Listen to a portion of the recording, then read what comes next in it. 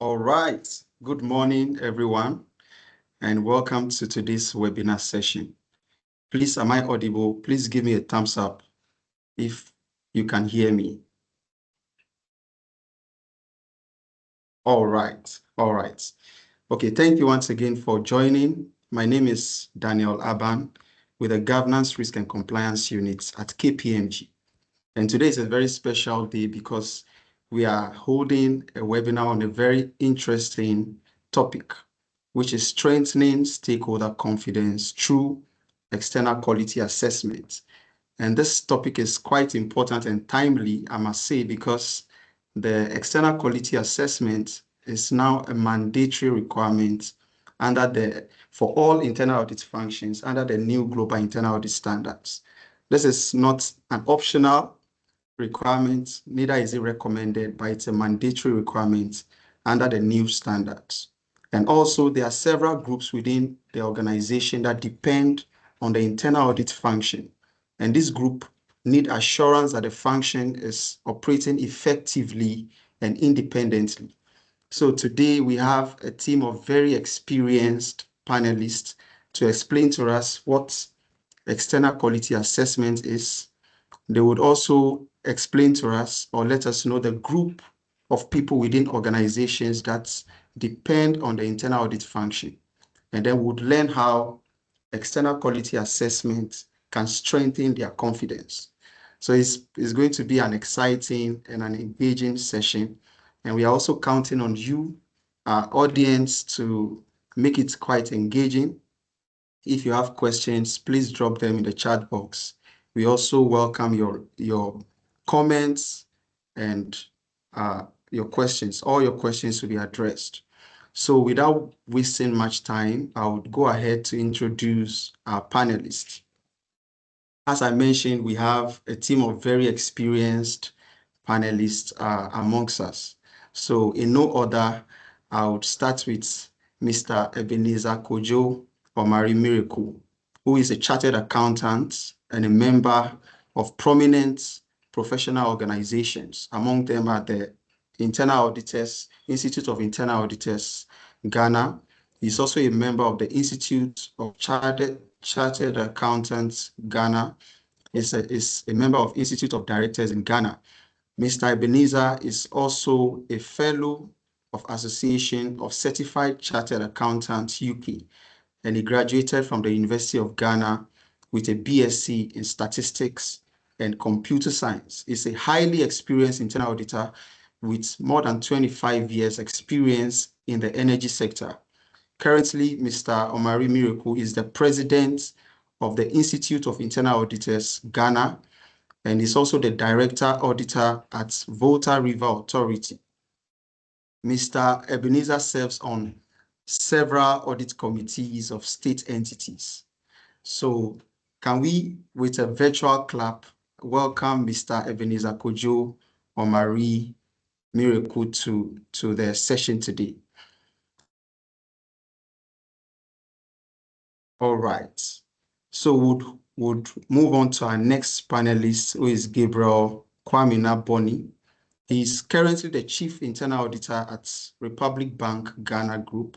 He has over 16 years banking experience with more than 11 years in internal audit at Republic Bank. And he also served as the Senior Financial Control Officer at GT Bank. Before assuming the role of Chief Internal Auditor at Republic Bank, Mr. Kwamina Boni was the Quality Assurance Manager for Republic Bank. He has a master's in business administration from KNUST. He is also a member of Chartered Accountants Ghana and a member of the Institute of Internal Auditors Ghana.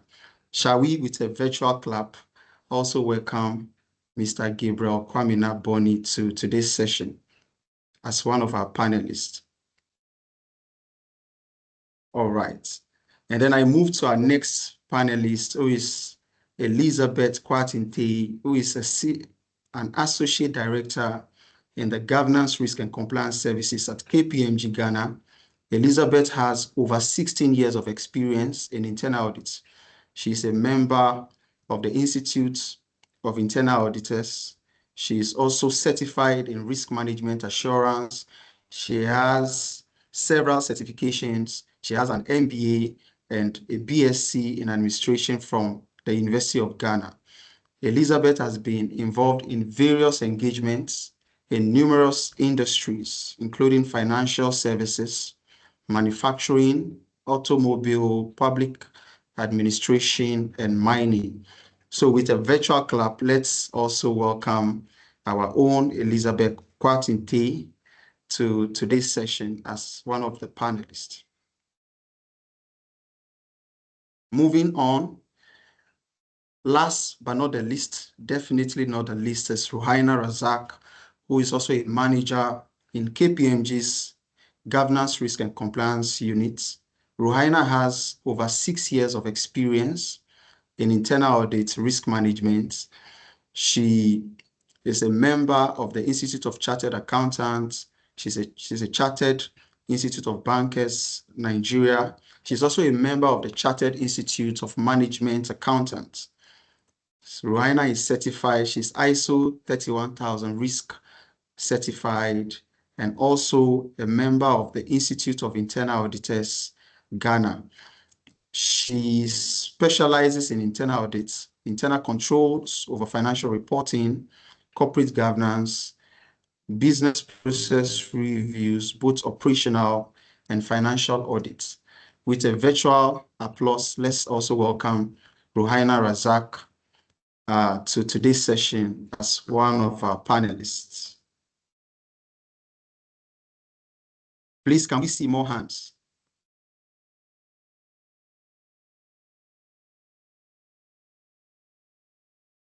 All right, thank you, everyone. Thank you, everyone. So, as I mentioned, our panelists are experienced, highly experienced in internal auditing, and I'm sure they are ready to enlighten us, throw more light in some gray areas in the external quality assessment. Without wasting much time, I'll let our first panelist, Elizabeth, answer the first question, which is really part of the topic of today's session, strengthening stakeholder confidence through external quality assessment. So Elizabeth, can you enlighten us on what external quality assessment is and why is external quality assessment important for internal audit functions today?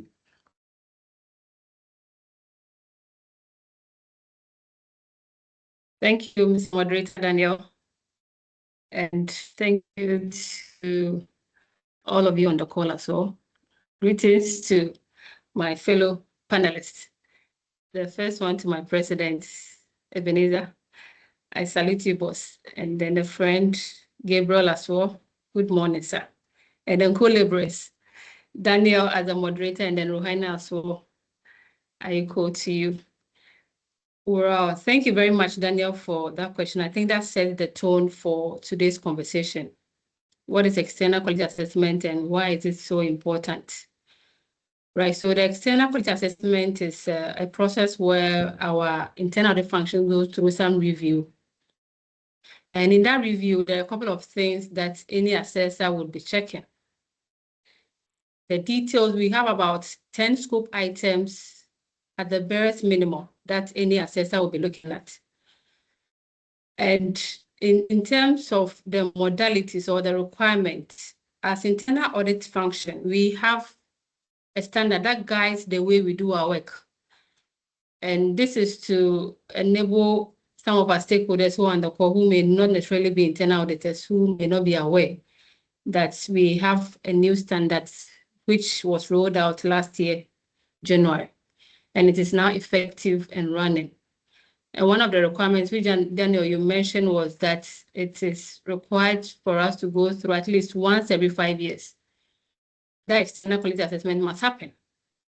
And if it does, how do we go about it? For some jurisdictions, it is more frequent than the 5 years. And the standard gives room for you to accommodate where the local laws are more onerous than the global standard. So basically, that is what the external quality assessment is about. and it must be conducted by a qualified independent assessor or assessment team. And at least one of the assessment team or the assessor must hold an active certified internal auditor designation. Then again, for our stakeholders on the call, internal audit is a profession and it has a gold standard professional certification, which is the CIA designation. So one of the assessors must hold this certification. Now, why is this so important? It has been important in times past and it is important now. So the first one has to do with the credibility and then the assurance. The EQA provides some independent validation that the internal audit is really conforming with the standards. It is complying with laws and regulations. It is also achieving its performance criteria as well. And it helps to strengthen the stakeholders' assurance. It builds their confidence, as the topic for today's webinar outlines or alludes to. It boosts the confidence of the stakeholders. And then in terms of continuous improvement, it goes beyond just a compliance checklist. Once you go through EQA, there are some areas of improvement that will come. And I think as we discuss, some of these areas of improvement would come for us to discuss further. So it gives room for the internal auditor to always grow, to evolve beyond the traditional assurance into advisory and then strategic role. And then we also limit the risk of complacency. The internal auditor may think that, oh, I've been doing this thing for so long a time, I'm so experienced, so why do I have to go through EQA? The EQA eliminates the risk of complacency. And as auditors, we are concerned about risk and risk management. So the EQA serves as a catalyst for us to grow and also be agile. And then on a lighter note, it goes to answer the question, who audits the auditor? Our process owners are always asking, you people, you have been worrying me, who audits you? So for our stakeholders on the call, the EQA serves as an answer to that question. Daniel, thank you very much. Wow. Thank you very much. I think that really sets the ball rolling. And you mentioned that the EQA should be conducted at least once every 5 years, right? And then I also mentioned at the beginning of the session that this is a mandatory requirement. It's not a recommendation, it's mandatory. However, we have businesses in different sizes and different maturity level. So my next question to Ebenezer, right? Does this mandatory requirement, this minimum frequency and duration of once every 5 years, does it apply to all businesses? So how would you advise a business, a very small business, to how often would you advise them to conduct external quality assessment, right? And then in terms of the frequency, what are the factors that should guide the decision of whether to hold it once every 5 years, or like as Elizabeth mentioned, there could be other circumstances that warrant organizations to conduct it more frequently. What are the factors that should guide this decision? Okay, Ebenezer, please, over to you. Thank you, Daniel, and good morning, colleagues who are on call and participants. I will take this opportunity to thank KPMG for the opportunity given to the Institute of Internal Auditors Ghana to be represented and to share our thoughts when it comes to the discussion on external quality assurance. It has already been mentioned that the Global Internal Audit Standards, specifically Standard 8.4, which is in the domain 3, that the external quality assessment should be done at least once every 5 years, as mentioned by Elizabeth, and it's done by an independent qualified or assessment team. So once an organization adopts the standards, then the 5-year cycle applies and is used as the baseline. However, for organizations of different sizes, of different maturity levels, there are some guidelines or some factors that needs to be considered when you want to pick the cycle or do it more frequently. Number one, we can talk about complexity of operations. When organization processes are of higher risk, then the external assessment can be done more frequently. For instance, if you pick institutions that are operating in a highly regulated industry, for instance, in the financial sector of Ghana, for instance, or in some cases, you can talk of medical laboratories or areas of healthcare which require frequent assessments, then the frequency can be looked at differently. Again, organization goes through changes, so the external quality assessment should be conducted when an organization is undergoing reforms or restructuring, for instance, or changes. Organizations sometimes they are new leadership, other times they integrate departments or functions following a restructuring, a merger or acquisition. Where, for instance, there are some mergers when it comes to departments here and there. And there are major changes to audit methodologies and processes. And then other times you see some technical staff leaving the organization or the internal audit function.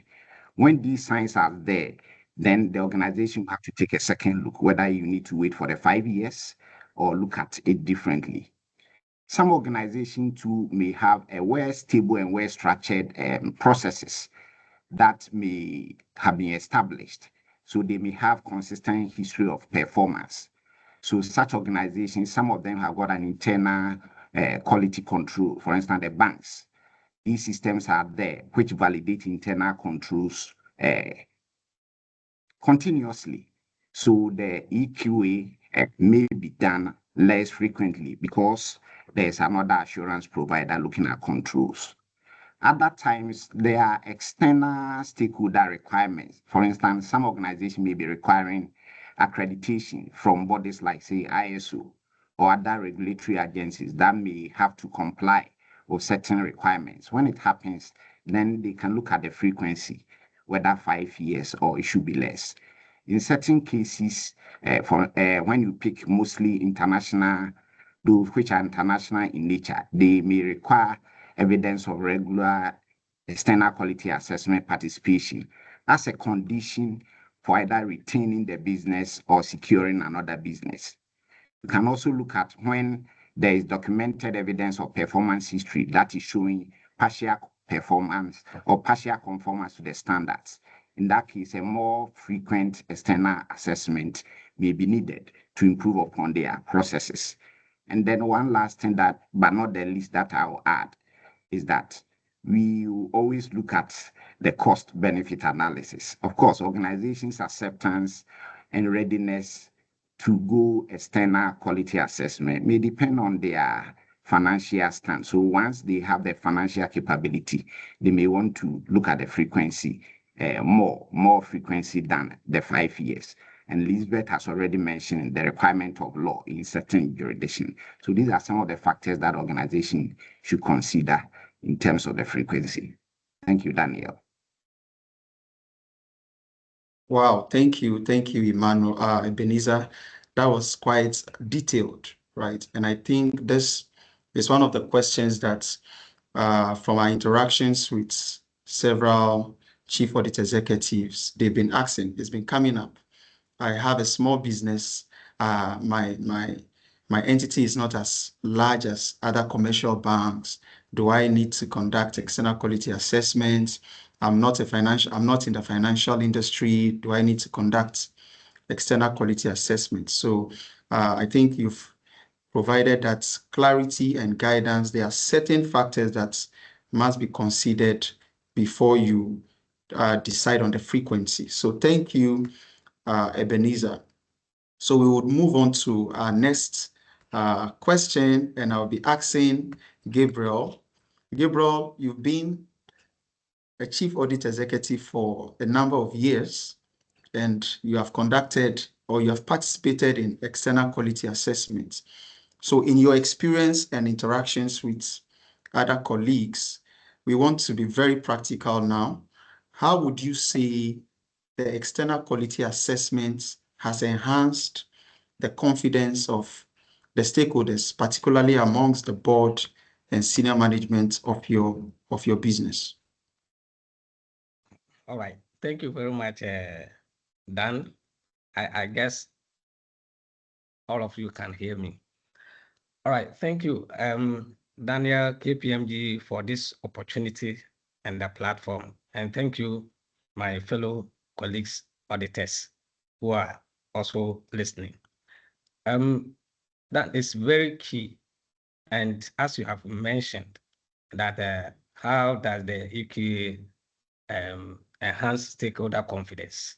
And these stakeholder confidence that we are talking of, what are these, or who are these stakeholders?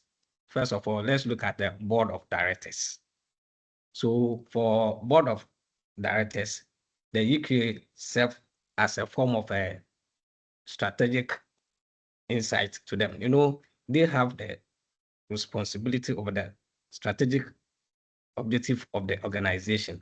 And so undertaking external quality assessment give them an objective insight into whether the organization's operations align with the strategic and governance standard. So that is what I've got. Again, for the board of directors, we are also talking of risk mitigation. Now, independent assessments help identify potential risk areas. And so once you identify those risk areas early, you can now fashion out recommendation and an action plan to be able to mitigate them. So you conduct EQA and the board is able to immediately, as early as possible, to fashion out some proactive measures to mitigate those risks. And it's also served as a form of accountability. So external review, like the EQA, validate internal controls. And so once internal controls are validated, decision-making processes are reinforced. It also helps them to see their responsibility in that light. So for board of directors, we are talking of three things: strategic oversight, risk mitigation, and accountability. Then let's talk of for regulators. For regulators, it serves as a compliance assurance. You know, when you are undertaking or conducting EQA, you are adhering to certain legal, financial, and industry-specific regulations. And so once you adhere to these things, it also reduces the need for intensive investigation because EQA would have covered all these industry-specific regulations. It also serves as a transparency. It provides regulators with credible third-party evidence on ethical conduct. And so once you have conducted EQA, like if you take my organization for instance, as Ebenezer said, we are in a highly regulated industry. And therefore, once you have conducted EQA, it's with a third party, a credible third party evidence. It gives the regulator some kind of comfort that, oh, this bank or this organization's conduct is in line with specific regulation. And for regulators, again, it's also serve as a benchmarking. You know, when you are doing it, it's a comparison of certain standard. For example, for internal auditors, the Global Internal Audit Standard. The UK, you are comparing something, you are doing some comparison of those standards. And once you organize UK, it gives confidence and kind of trust, public trust through the regulators in that regard. And for management, one of the questions that when Elizabeth mentioned, I was laughing, is that who audits the auditor? This is a question that for us as auditors, always people will ask, you always go and audit people. Who audits you? So that question always comes. So for management, it serves as an operational improvement. You know, when you conduct EQA, it identifies inefficiencies and areas for improvement. You guys, and so once you identify those areas, it brings out some actionable recommendation, which helps you to be able to, as it were, get those things done quickly as possible. It also forms as a credibility with stakeholders. Now, you see, management can use the result of the EQA findings to demonstrate their commitment to quality.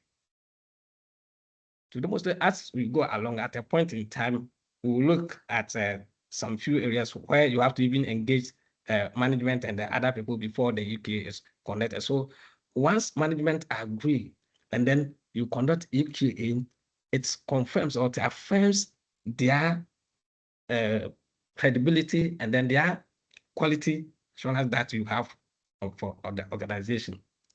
And then the last thing that I want to also say under management is the performance validation. You have some KPIs, and as part of the EQA, all these, the KPIs, the assessor will want to review and see whether it is on course. And so once you conduct EQA, it gives management the assurance that, oh, okay, for the KPIs, for the things that the auditors have been telling, it is in the right direction. And so then, if you ask me how does this EQA also help the confidence of the other, let me say, the board, regulators, and management. In short, these are the areas that I want to touch on in terms of that. Thank you.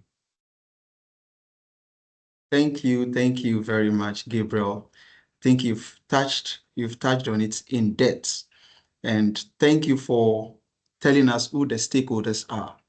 So I mentioned at the start of the session that there are people that depend on internal audits, and these are the people that you've mentioned: the board, senior management, regulators. They have responsibilities in the business, and so they frequently depend on internal audits. And as you said, who audits? The auditors, right? So external quality assessments, as you've rightly said, will give the stakeholders the confidence and assurance that even your methodology that you are using to conduct the audits is aligned with leading standards. So thank you for throwing light on how EQA strengthens the confidence of our stakeholders. Moving on to the next question, I want us to address some misconceptions, because it's been said when misconceptions are not quickly or actively addressed, they spread, and they can spread very fast within the organization, and people begin to accept them as fact. So, Ruaina, what are some of the common misconceptions about external quality assessments, and what are the impacts on audit effectiveness? Over to you, Ruaina. All right. Thank you very much, Daniel, for that question. And a warm good morning to you. Indeed, it's a pleasure to join this panel discussion and to share some perspective on the importance of EQA, and also to highlight on what common misconceptions are there regarding external quality assessment. Now, for me, I would say once there is an assessment to be done where we have to review another party, of course, misconceptions will always arise. So it's important that we demystify what these misconceptions are and what actually the true importance of performing external quality assessments are. Now, one big misconception that I will touch on now is about how organizations view external quality assessment just as a tick box, as Elizabeth mentioned in her initial discussions. Now, most organizations see external quality assessment just as a pass or fail exercise. Let's just get it done and over with, because the Global Internal Audit Standards requires us to do it, or because our regulator requires us to do it. Now, external quality assessment is more than just a compliance ritual. Now, actually, it's an opportunity for the internal audit function to just take a step back and critically assess its performance, and also to test the maturity of the internal audit function and how responsive the function is to emerging risks. Now, for me, I always say over the years, our function or our role as internal auditors has evolved over the years. We are no more the police officers that we used to be or people used to know us as. But right now, internal auditors all over the world, we are serving as strategic partners to support organizations to achieve their performance objectives. Now, for us as internal auditors, what Domain 1 says of the internal audit standards are there is that we stand to support organizations to achieve, one, their successful achievement of their objectives, and also in terms of improving the governance structures, risk management, and control processes.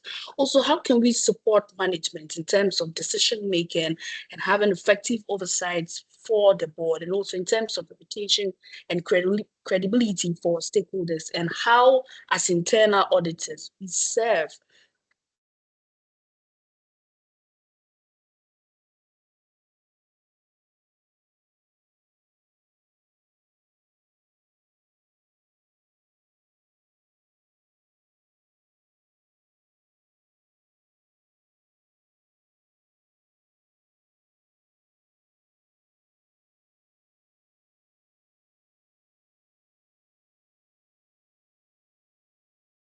Hello, Ruhaina.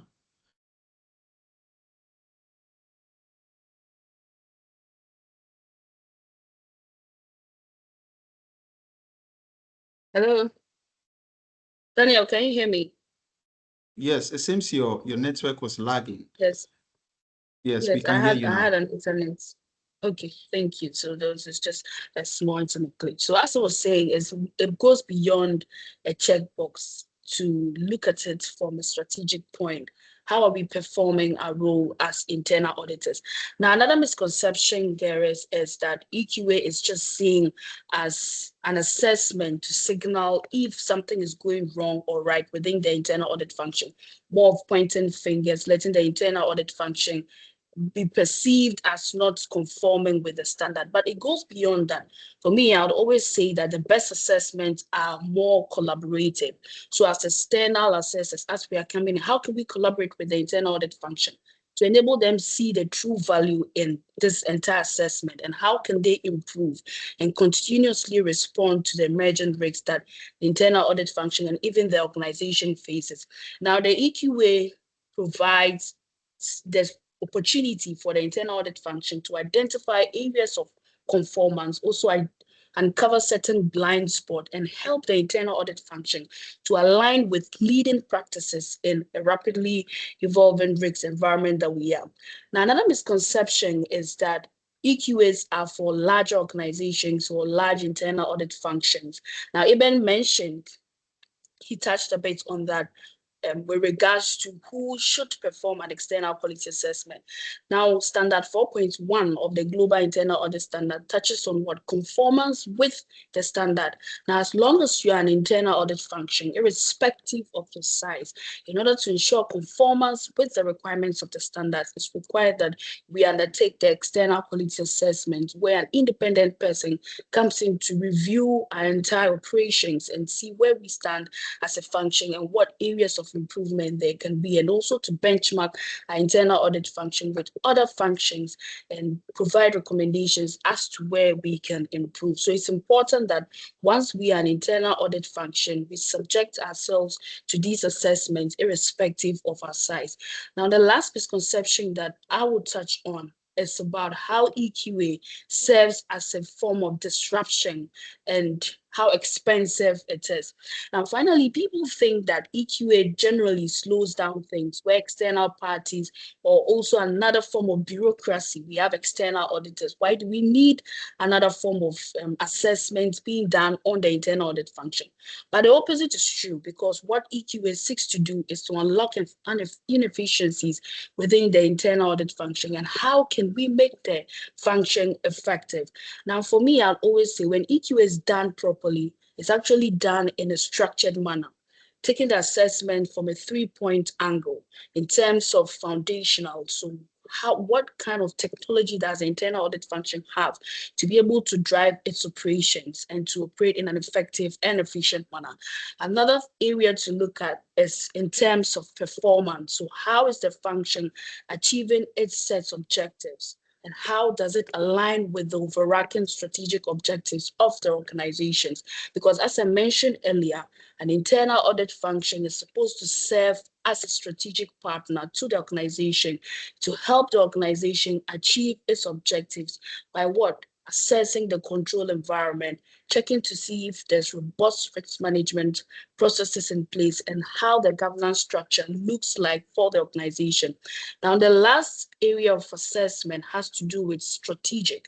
So how positioned is the internal audit function to contribute to the overall business performance? So EQA shouldn't be seen as a cost to the organization, but it should be looked at from a strategic investment, one that enhances the board's credibility, and then also supporting senior management to achieve their objective, and also meeting the requirements of the regulators. So it's important that we actually having these discussions as we unpack the misconceptions and the realities surrounding external quality assessment.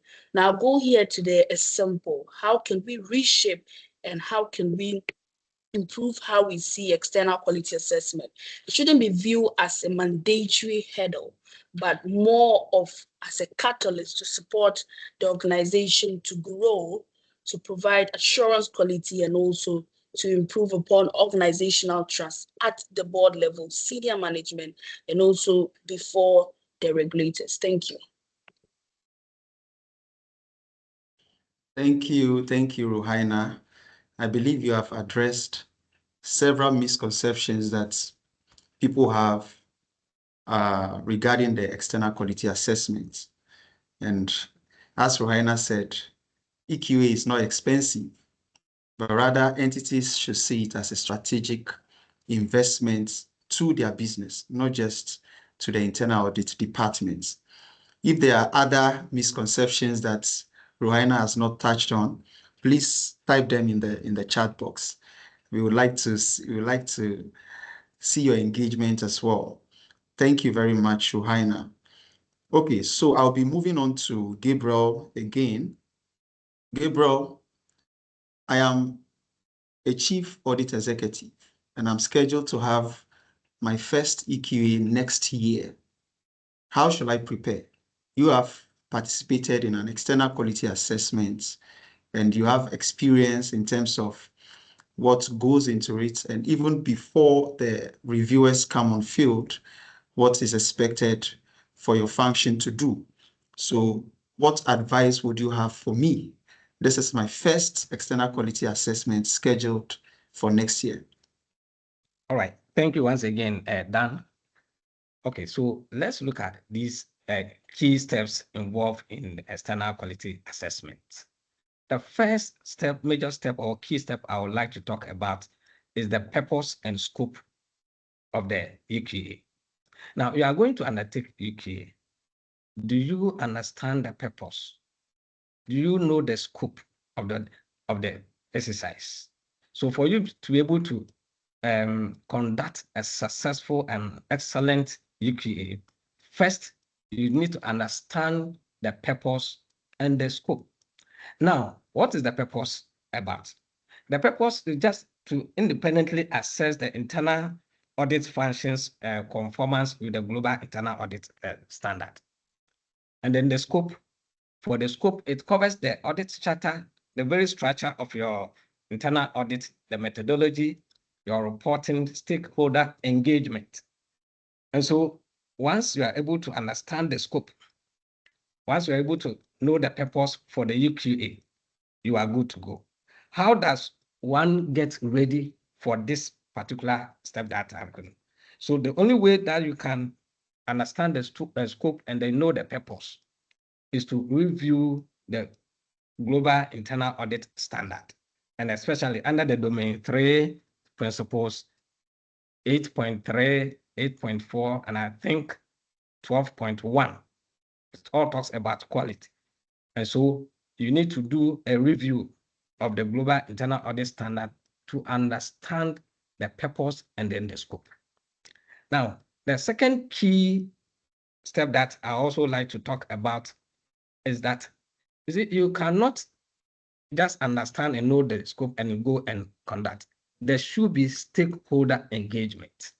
And who are these stakeholders once again? These stakeholders are the board or the audit committee. Also talk of management, senior management, and the internal audit staff or team themselves. Why the board? You know, it is the board or the audit committee which will approve the EQA plan. And therefore, it is necessary that the board understand the EQA plan, submit the plan with its budget, and for them to know what is going to happen. Once they get the benefit and then understand, they will then go ahead. Of course, senior management give you resources to do your internal audit. So senior management will have to, I think as for senior management of the, they will be happy because one of the questions that they keep asking us is the father who audits the auditor. And so today, if someone is coming to do the auditor, coming to audit the auditor, I believe senior management will be glad to hear that. Of course, they need to be engaged to explain the benefits of the EQA. So also engage the senior management and then the audit team, because as the EQA exercise is being conducted, there will be some interviews, there will be some requests. So the audit team must know what they are supposed to do. And so the audit team must also be briefed. The audit team must also be taken through to be aware and to understand their role in the exercise.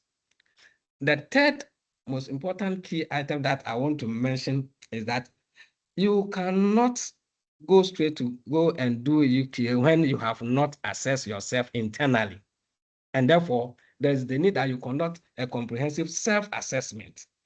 The essence of this self-assessment is that it will give you the opportunity to be able to identify your weaknesses first before the external assessors come. I mean, in doing that, you can use the IIA's self-assessment checklist or the maturity model to be able to do that. Once you conduct this self-assessment, you treat it as a kind of a mock EQA before the external assessors come in. Now, once you have conducted self-assessment, the next thing that you need to do is that by the time that you are done, you have identified some weaknesses. So you put measures in place in order to get these areas improved.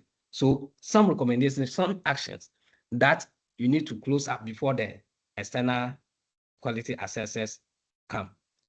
Once you have put down some actionable measures to be able to strengthen your controls, the next thing is to organize your documentation. Very key, because when the external assessors come, it's about documentation. They are going to ask for documentation. And what are some of these documentation that they are going to ask?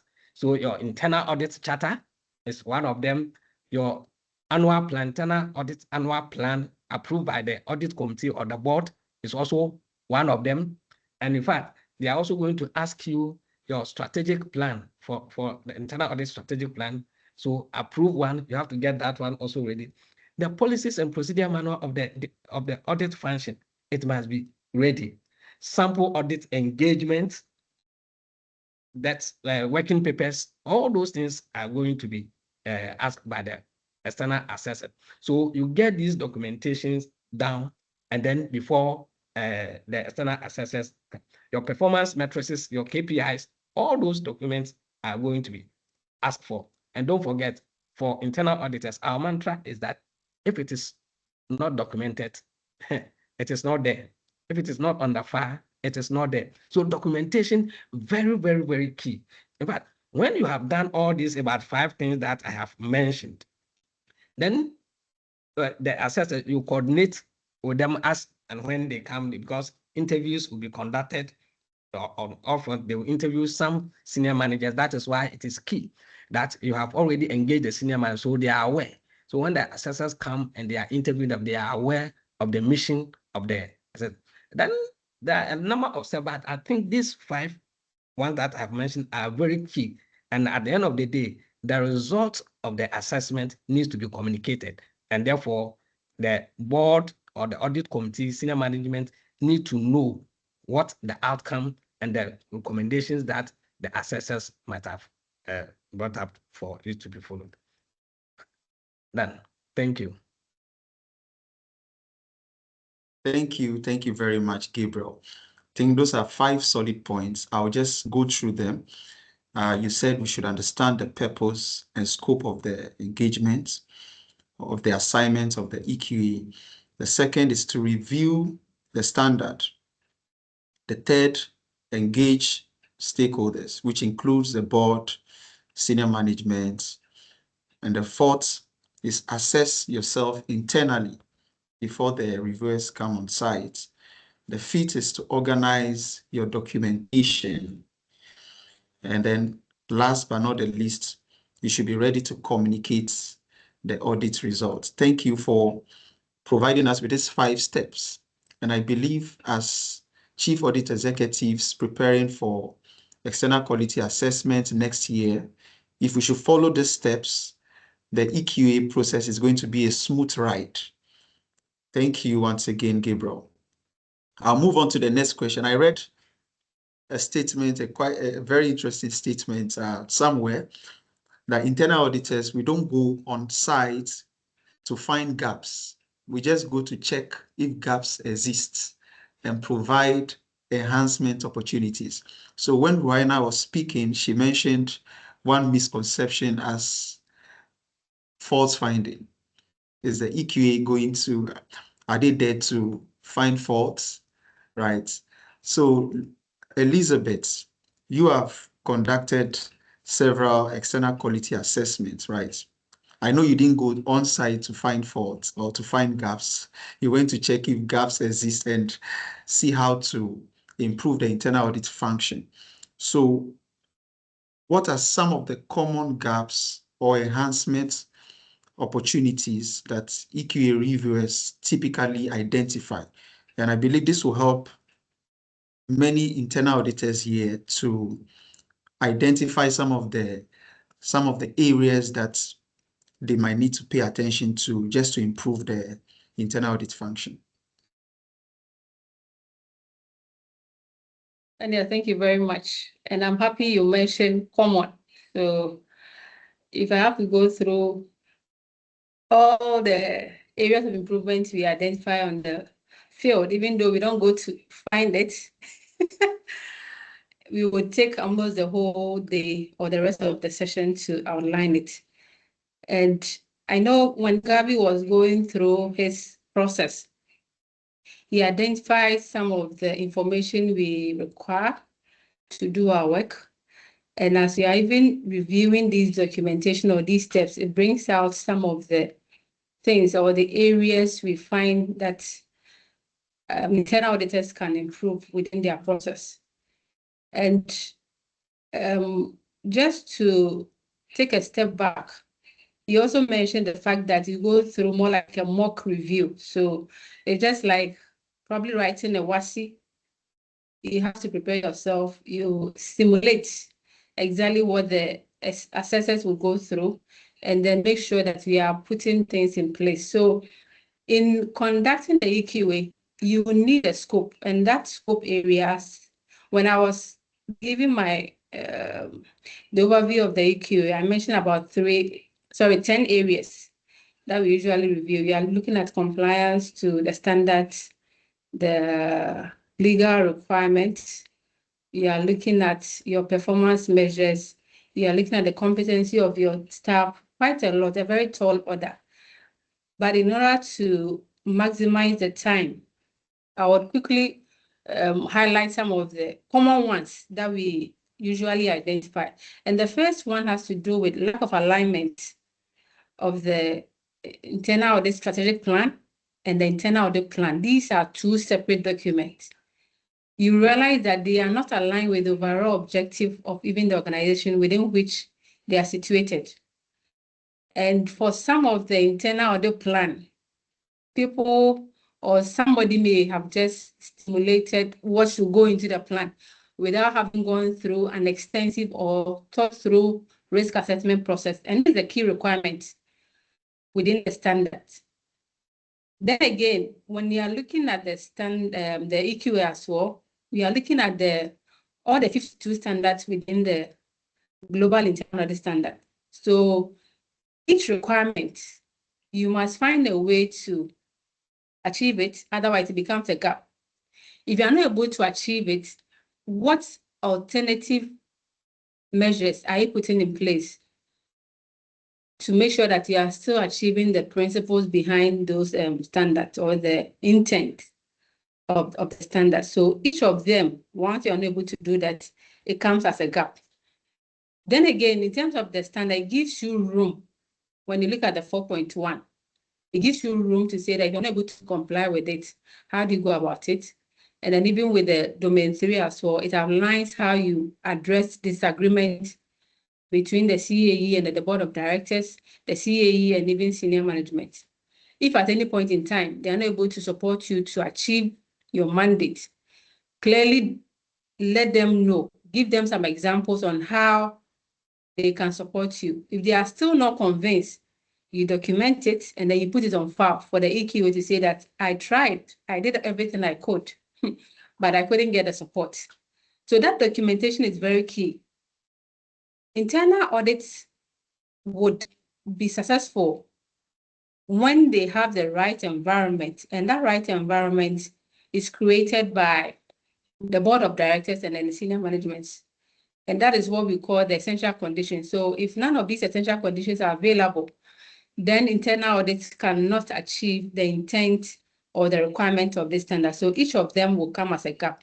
The second one has to do with lack of stakeholder engagement. We have emphasized again and again that the EQA is not just a checkbox exercise. How well are you complying with the expectations of your stakeholders? When external reviewers come, they are checking. How have you contributed to the governance, the risk management, and then the internal control processes within the organization?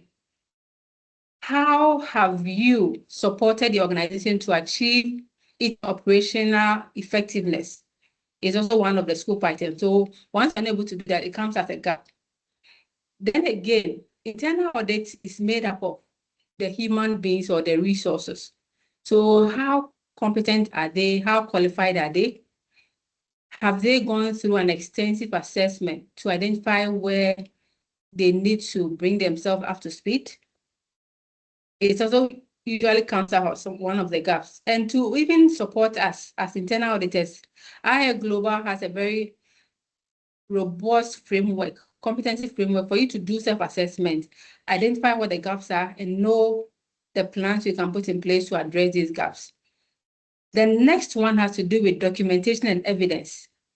One of the key results of this global internal audit standard is that you must keep on file demonstrable evidence.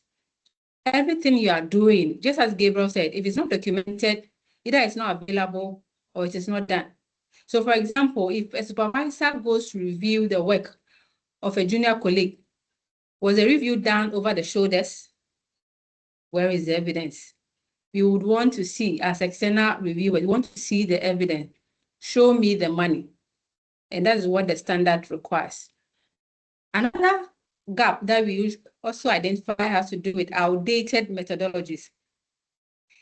Within the standard, methodologies can sometimes be equivalent to the internal audit manual or the outline process and procedures that internal auditors use to go through their work so that it is consistent and it is standardized. It also serves as a yardstick for those who are even new within the function to go through their work seamlessly. So we see that there are outdated methodologies. Whatever is the working process is different from what has been documented. Then again, we also notice that there is lack of monitoring of the follow-ups. Internal audit does not end where you have issued your report. Once you issue the report, what are the mechanisms in place for you to follow up with the process owner to say that you indicated that these are the action plans you are going to achieve within the next 1 month or in the next 3 weeks? Have you done that? So that kind of rigorous follow-up to make sure that our work do not gather dust is something that we are looking out for as internal auditors. Are we providing that value addition as well? And then again, the issue of documentation is also an overarching act that I mentioned. It is important that you document, and you document, because that is all the evidence we would expect to see whenever we come on site. So that's about it in terms of the gaps. And as I wrap up, one thing that would also lead into the effective EQA is that there should have been a self-assessment. prior to this external quality assessment. Here you are doing a self-evaluation prior to an external party coming on board.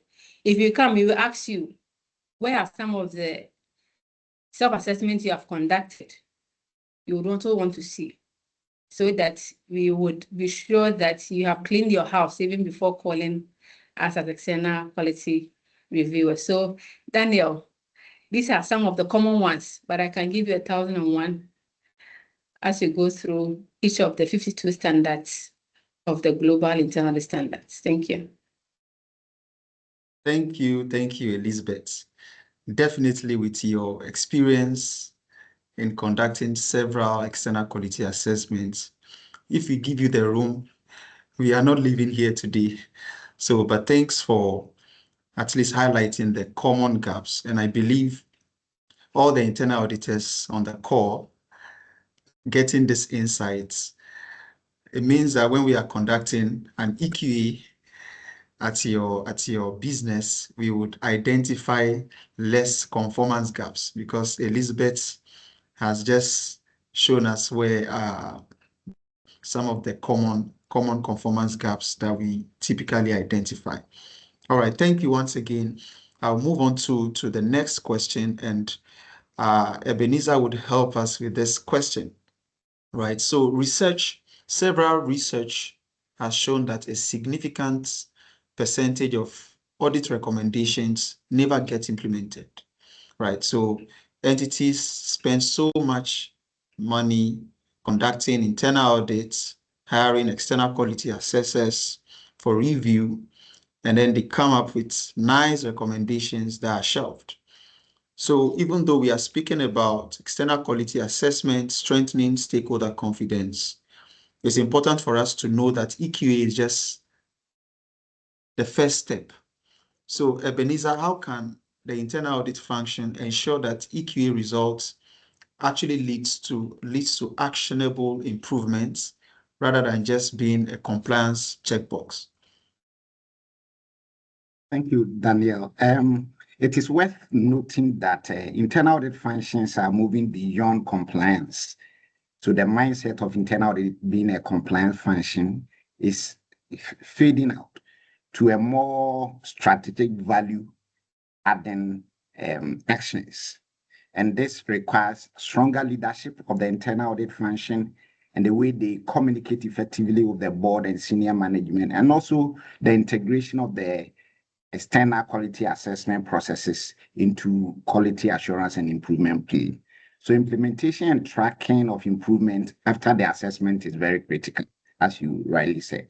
However, it is important that before the implementation, the results of the external assessor is discussed with the internal audit management, and then they need to analyze the root cause of the various findings, including those related to internal audit processes and their competencies. So we have to move from where we list problems or challenges or identify symptoms to solving underlying problems. This could be done when a detailed root cause assessment is done between the assessor and then the internal audit functions. And then, like any other review or any assessment, it is important that the internal audit function develop an action plan, or others may call it improvement plan, by clearly defining the very initiatives or the activities that they want to pursue to address the issues that were raised. Each of them, the objective why they are doing that should be very clear, and then somebody should be assigned the responsibility within the internal audit function with specific timelines to commence and end it as well. So the implementation of the recommendation should be taken as a project, not just a listing of findings. So these actions should also be linked to the strategy of the organization. Otherwise, the link may not be there, as Elizabeth mentioned, as one of the first gap that they normally identify. You should be able to link whichever activity the internal audit function is pursuing with the strategy of the organization. Now, like audit recommendations or any other recommendation, if you don't put up a metric or a key performance indicator for each of the recommendations, you may not get it done. So the function will have to establish key performance indicators and metrics that they will use to monitor how effective these initiatives are helping the internal audit function to work. So instead of tracking the completion of the action, it is important that there are measures that we will use to measure whether quality is being improved, whether stakeholder satisfaction is being adhered to, either through a survey or any other means that the function has actually decided to do. Gabriel, in his deliverable, was mentioning communication of the results of the external assessment. It is also very key that as one of the key steps in order not to see the EQA results as just a compliance tool is to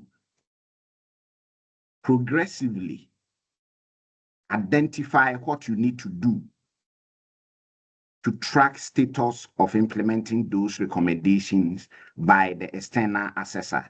So the CAE will have to progressively or periodically or on continuous basis will have to identify how can he measure progress of implementing those recommendations. And this needs to be discussed or communicated to the board, maybe at their quarterly meetings or periodic meeting, however it may be defined, so far the entity is concerned.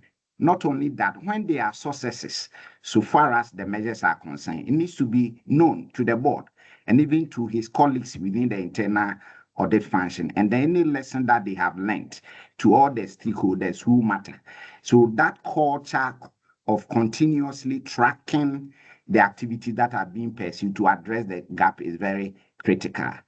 Most people may find it difficult to track so many recommendations at a time. So now that we are in the computerization era, it is important that we leverage on technology to track the progress.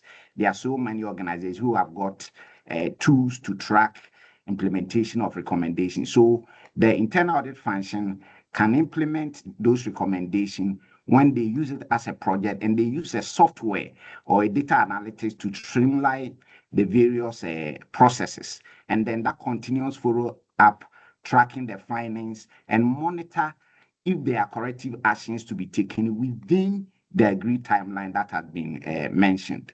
And then finally, the board and senior management has also got a role, not only the chief audit executive, because they will need to also call for evidence or discussion with the chief audit executive as to how far they are going about the actions. And by doing so, they need to provide the resources. Senior management will have to provide resources to the internal audit function. And then when there is success, chief audit executive, please celebrate your success with your team because they are improvement rather than going to report to the board alone. At a point in time, you need to celebrate success because you are achieving continuous improvement. So Daniel, that's what comes to mind in terms of the way to ensure that the EQA results becomes actionable rather than a compliance matter. Thank you. Thank you so much, Ben. You've said so many things. All right, thank you. Thank you once again. You've listed so many very important points. One thing that stood out to me is that the action points should be taken as a project. And something I know about project is every project has a beginning and an end. That means there should be clear timeline, accountable persons to own the project and ensure that there's an end to the project. You also mentioned that the action plan or the recommendation should clearly tie or align with strategy. And it's also important for the stakeholders, which are the auditees, to understand how your finding or your recommendation aligns with business strategy. Thank you once again, Ebenezer. Right. So please, if you have questions, kindly drop them in the chat box. There will be a session for questions and answers. So Gabriel, I will move on to you. I know you've listed some of your lessons in participating in an EQA, but I would want you to speak more on some of the lessons that you learned from participating in a recent external quality assessment? Thank you. Thank you very much, Dan. Well, I must confess that as an individual, if you had left me alone, I wouldn't have done EQA, because initially I was thinking, is it not maybe cost to the organization? But I think after going through the EQA, I have come to the realization that it is a good exercise. One of the key lessons that I have learned from the EQA is the value of continuous improvement. You know, there is a saying in Akan that he who is cutting the path doesn't know that the back is crooked. And so thinking that, oh, everything is all right, until you do EQA, then it tells you that there were certain things which were at your blind spot that you couldn't identify. And so for me, EQA, which is just not a compliance exercise, it's a learning opportunity. It gives you an avenue to be able to know the areas that you need to improve. And once you know the areas that you need to improve, for me, that is one of the greatest benefits that you get from EQA. So then, if you ask me, the value of continuous improvement is very key, because it shows you where you have faulted and then gives you the opportunity to come back. Another important lesson that I also learned was strong documentation. You know, as I said again, if it is not documented, it didn't happen. And for this, I think, let me give a practical example during the exercise. You know, it is a requirement that the chief audit executive independently should be having regular meetings with the audit committee chair or the. Now, this is an exercise that I have been doing at least within the year. Not if I don't have an independent meeting with my audit committee, and not less than 4. However, because I thought that, oh, this meeting is between the two of us, there was no documentation, there was nothing anywhere to indicate, but I know this thing happened. And I think this is one of the issues that I had a problem with the assessors. But at the end of the day, I learned a lesson from that. Yes, indeed, you've been having the meeting with the audit committee chair. What exactly shows? So the recommendation that the assessor gave was that, okay, you know what, for everyone to see that this was done, anytime that you are going to have a meeting, you can have your company secretary or whatever set up a meeting and in Teams or whichever form to show us an evidence. Documentation, very, very key. So EQA has taught me that documentation is very, very important. Another important lesson that I learned from that is communication with stakeholders. You know, before you conduct the EQA, you would have engaged your audit committee or the board. You have explained the purpose and everything to them, and therefore they know. I mean, you communicating with the board, communicating with the audit committee, senior management, telling them the purpose and then the scope of the audit. I mean, it builds a kind of trust, because sometimes people wonder, the auditors, what did they do? I mean, what is happening? So once that communication comes, it builds a strong trust between the stakeholders. Another important lesson I also learned is that, you know, the EQA will help you to stay current. Like Lizzie was saying, sometimes some of us, our audit plan, our strategy is way far apart from the organization's strategy. It cannot happen.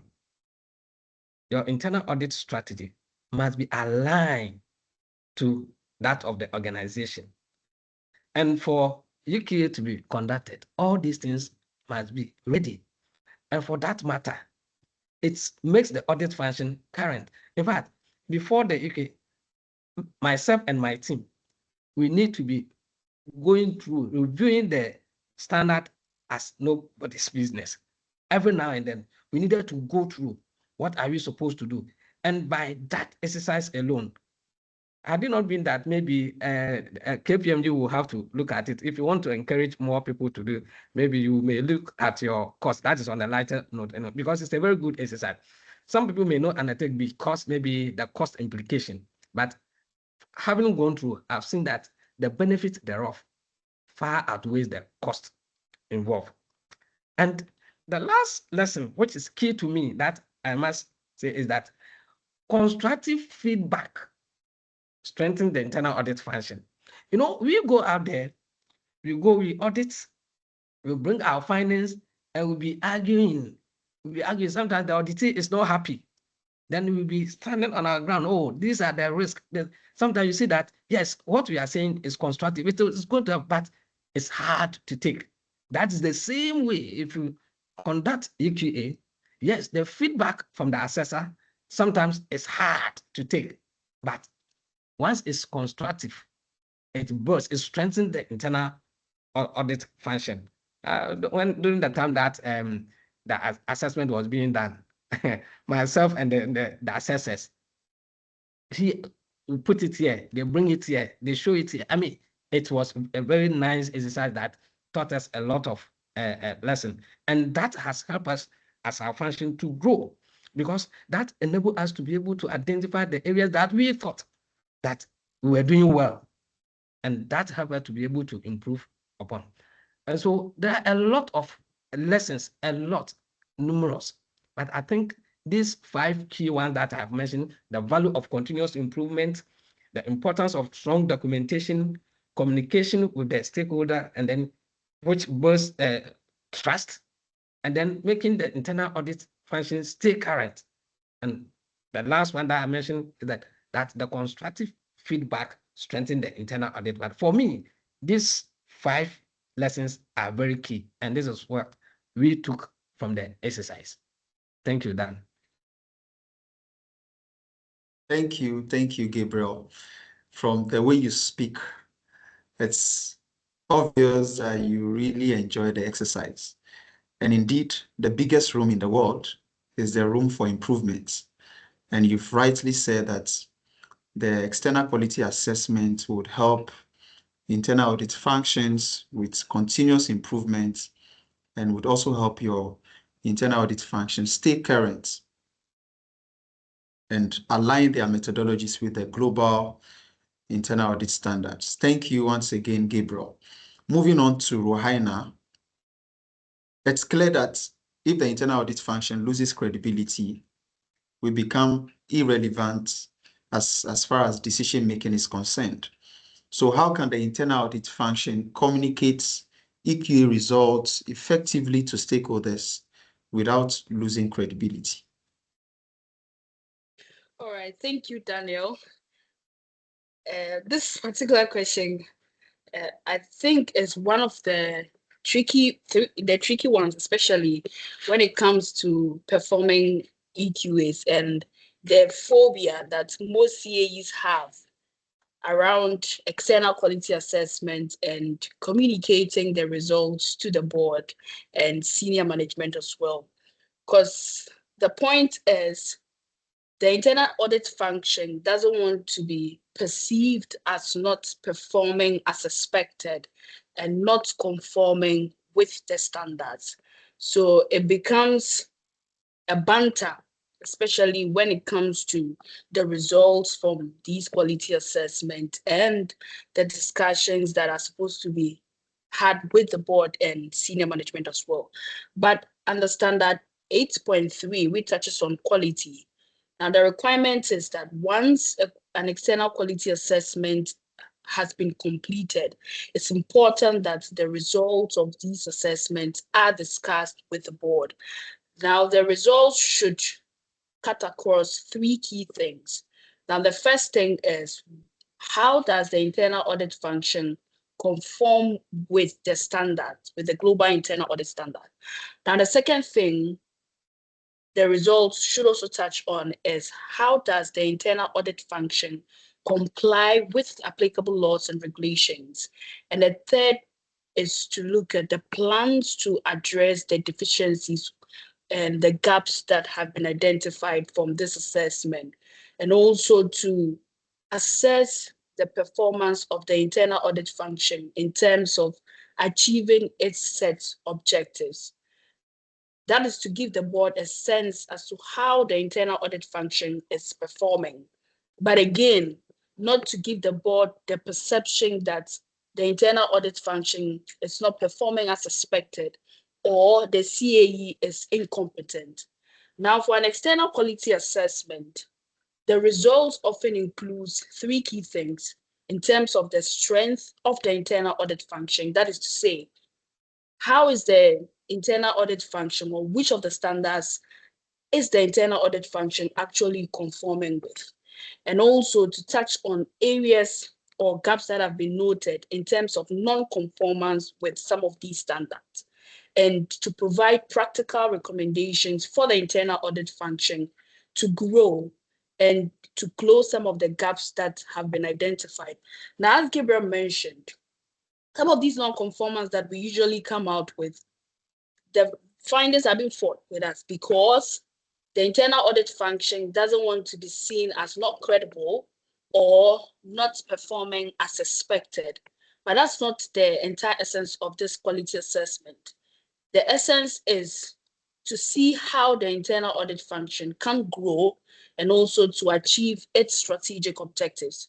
So it becomes critical when communicating these findings to the board and senior management, because if the findings are communicated poorly, then it makes the internal audit function look weak or ineffective.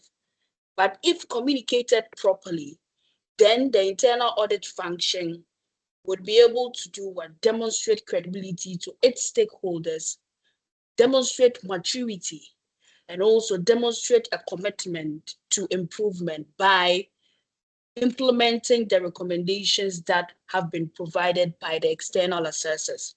But the real question is, as a CAE, how can we effectively communicate these results to the board without losing the entire essence or the objective of this exercise? Now, the first thing to do when communicating the results is to frame the results in terms of how does it affect their organizational value and also the risk impact of these findings. So instead of focusing on just the technical non-conformance or the areas or the standards that we are not in conformance with, we should be able to translate these findings into what it means for the business by providing what? An improved governance structure, improving upon the risk management process of the organization, and also improving upon the control processes.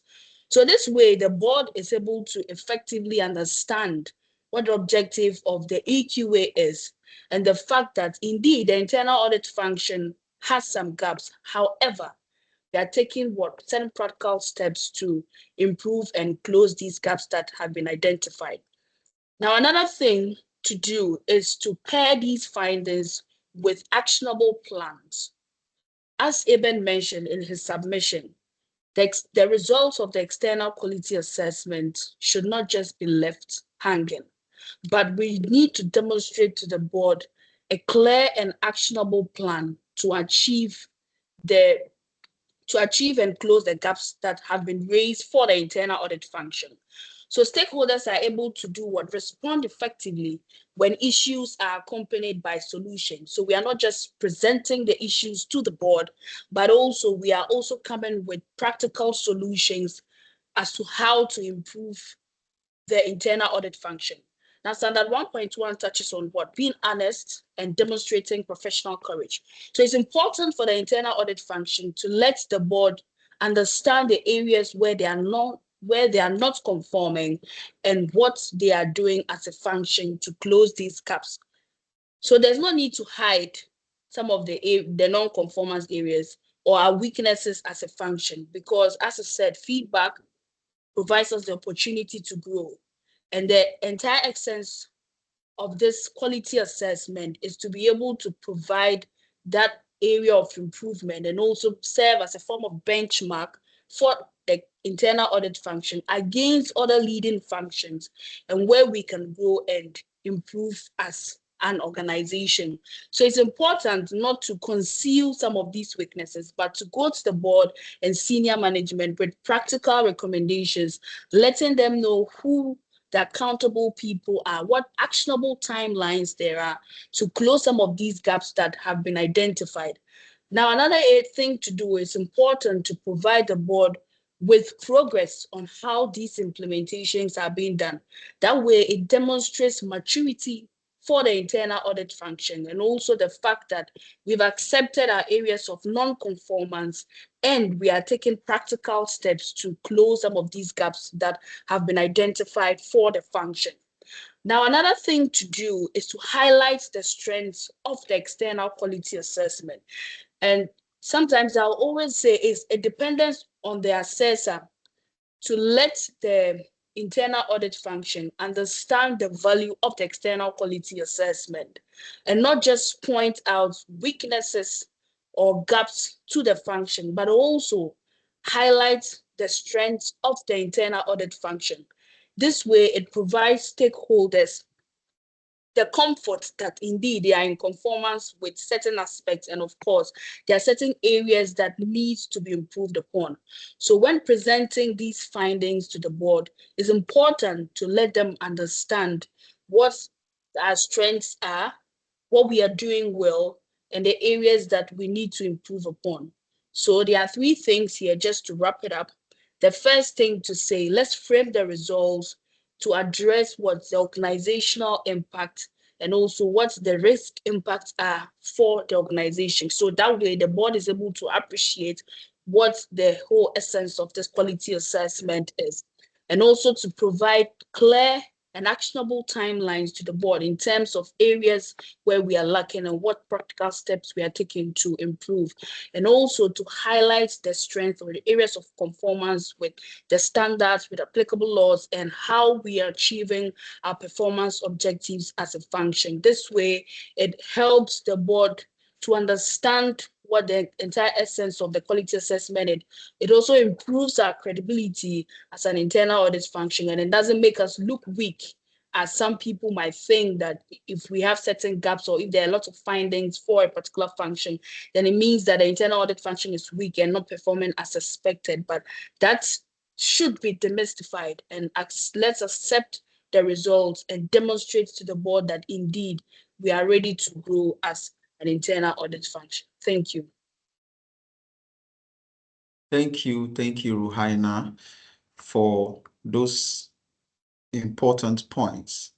Let the board understand what you're doing to close the conformance gap, and this would rather demonstrate to the board that there's a spirit of continuous improvement within the internal audit function. Thank you, Ruhaina. So moving on to Ebenezer, our time is fast running out, so I would plead that we respond to the questions in 3 minutes. Thank you. Right, so we are in a constantly changing environment, and that's obvious because technology is advancing at a very rapid pace. We have regulations evolving. At this stage, or where we find ourselves now, continuous improvement is no longer optional to the internal audit function. So, Ebenezer, how can EQA contribute to that culture of continuous improvement?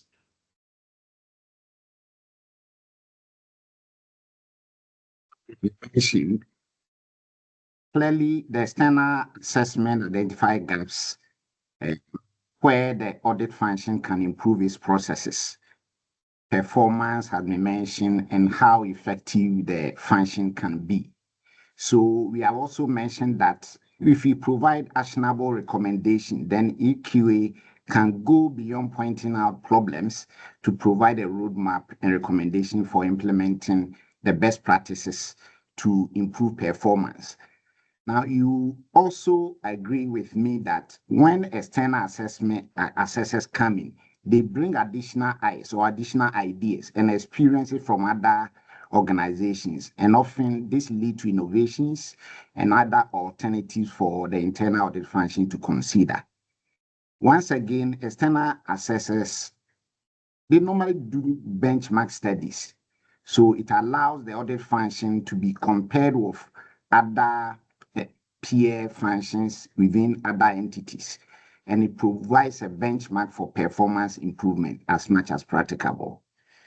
It also drives strategic alignment, and we mentioned it in our earlier discussion that the assessment can confirm that the internal audit function or department work is aligned with organization strategy, it is aligned with the organization's objective or its risk.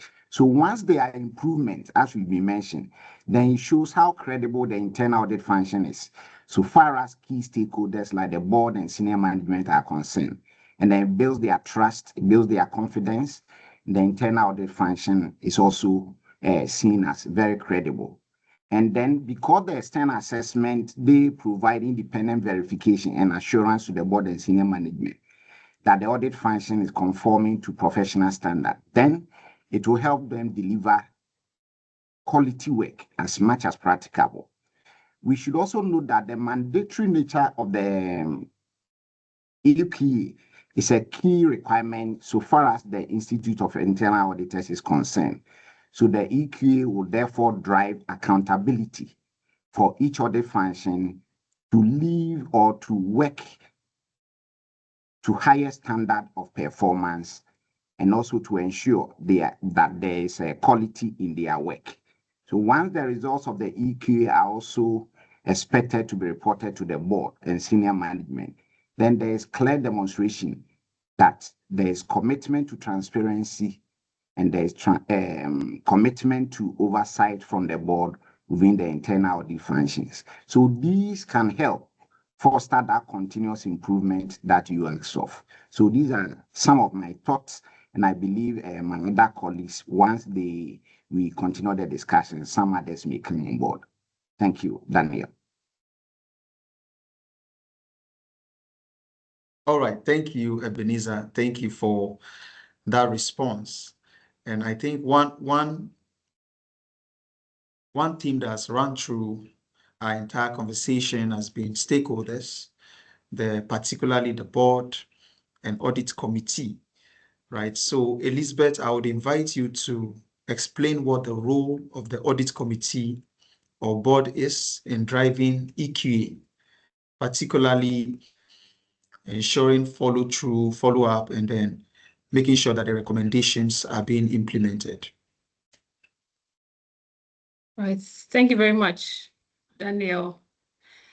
Right. So I think we've had the conversation up until now, and it's important to bring in the role of our key sponsor, which is the audit committee, with the powers vested in them by the board as well.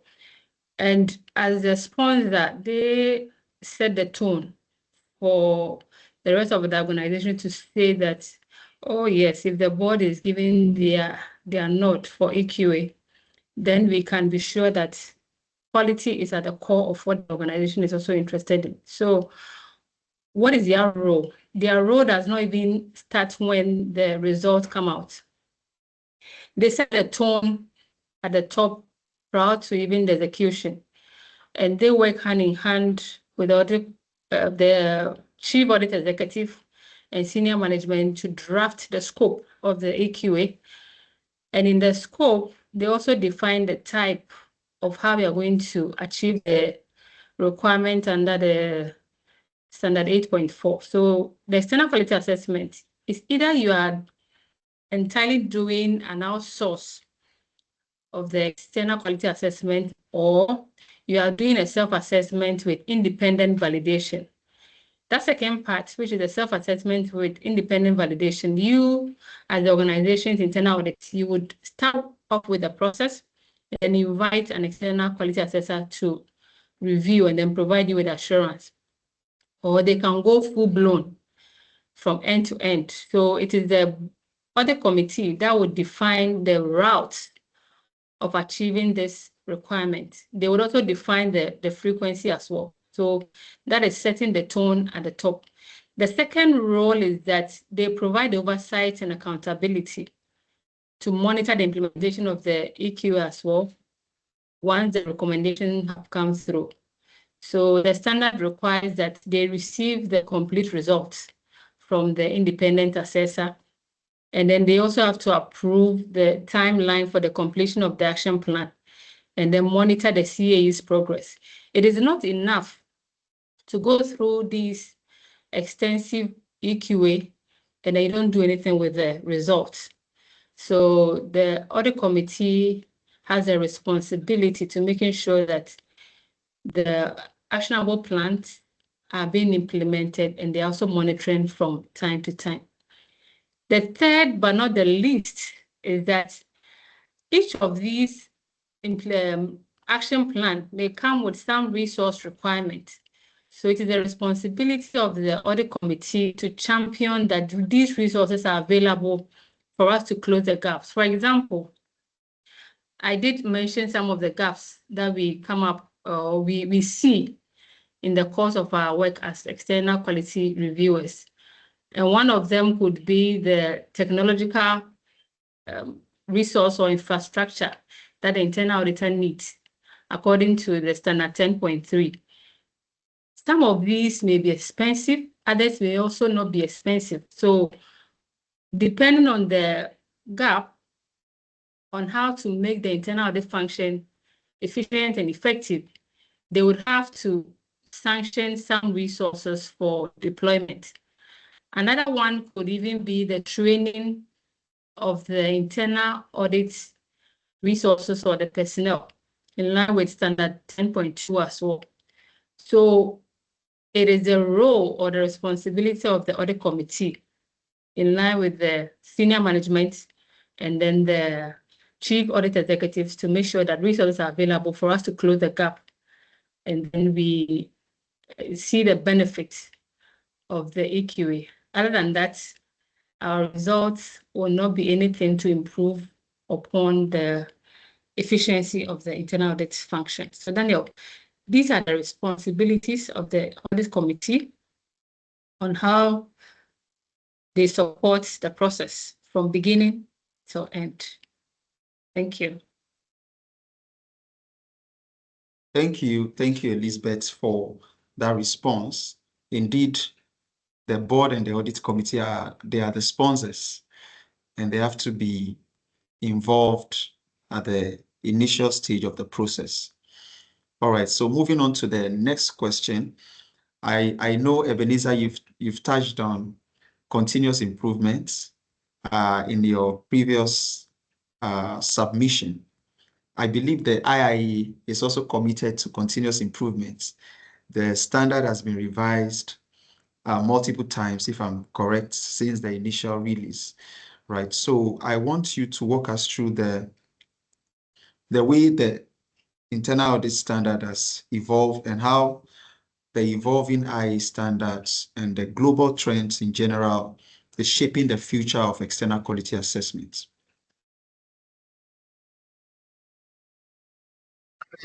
The 2024 Global Internal Audit Standards became effective in January 2025, this year. And that includes the entire domain, 5 domains. When you pick the domain 3 as an example, is dedicated to governing the internal audit function. And this domain expands the requirements of the board and senior management regarding the internal audit function's independence, their resources, as well as their oversight. So clearly, EQA now tests these governance conditions when an internal audit function subjects itself to the assessment. Now, there is also the focus on performance and strategy. The standards, once again, raises the performance bar for internal audit function because now the assessment is on how well the internal audit function provides strategic insight and delivers value to the organization. And it also evaluates the chief audit executive or the head of the audit function. It's his or her long-term strategy to the function. So expanding the QA is also expanding the reporting mandate of the Chief Audit Executive. From the standard 8.4, if I get it right, the CAE is required to develop a plan so far as external quality assessment is concerned and present it to the board for consideration. And the assessment results should also be communicated, as we have mentioned already, including the findings and then the recommendation. And these must be reported to the board. So see that this one is shaping future of EQA. Now, there's also the increased attention for independent assessors. Lizzie, in one of her submission, indicated that the standards strengthen the independence and then the qualification requirement for EQA assessors, where for the external assessment, you require at least one person who is a certified internal auditor. We are also encouraging a full EQA rather than the self-assessment with an independent validation. When you are conducting the external quality assessment, you either conduct a full quality assessment by an independent body, or there will be a self-assessment by the internal audit function, and that will be validated by an independent assessor. However, the standard requires that the CAE will have to explain to the board why he will have to use either EQA or the self-assessment independent validation. So if he doesn't want to go the full EQA, then he will have to explain why he wants to use an independent assessor to validate the internal assessment that had been done. This suggests that a full EQA is now the preferred option rather than demonstrating compliance and then adding value.